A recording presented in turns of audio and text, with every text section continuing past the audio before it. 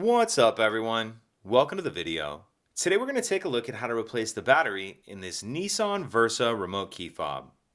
This Nissan Versa key fob is going to use replacement battery CR2032, and I'll put a link in the description box of this video to where you can find these replacement batteries if you're in need. The other thing I'm going to be using to change this key fob battery is a flathead screwdriver. The first thing I'm going to do is grab my key fob and remove the emergency key that's in the bottom of it.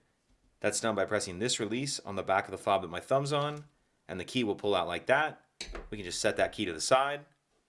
Now if we hold our key fob with the buttons facing down, and we take a look at the bottom of it, I'm going to grab my screwdriver and put it in this space right here in between the silver and black plastic piece, and then just twist the screwdriver, and as I do that you can see it starts to open the case. I'll come over here and do the same thing.